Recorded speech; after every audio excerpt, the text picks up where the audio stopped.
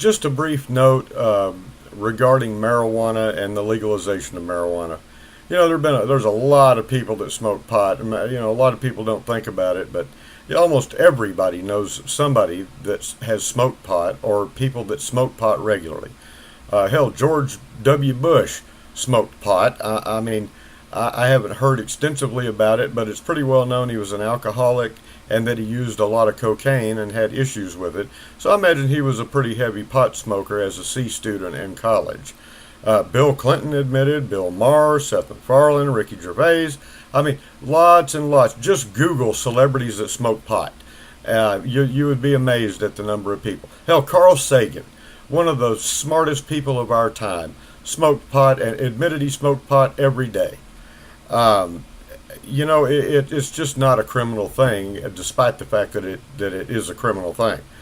Let me ask you this: if you had two teenagers in front of you, or your son needed a ride, okay, and you have to choose one of these two teenagers to give your son a ride home, 20 miles to home.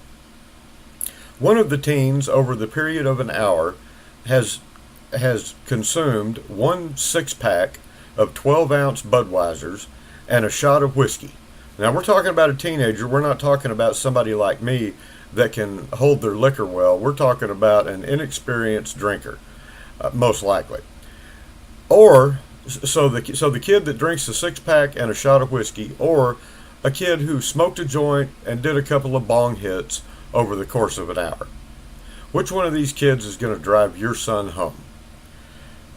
Pot has been used for centuries for its psychoactive and medical properties. Not a century, a millennia, over 1,000 years. The Chinese were using this stuff, and over in the Middle East, just forever. It's way less dangerous than alcohol. It's not even, as far as I'm concerned, it's not even the same category. You get somebody that's drunk, and you've got issues, but very likely could have issues, depending on how drunk.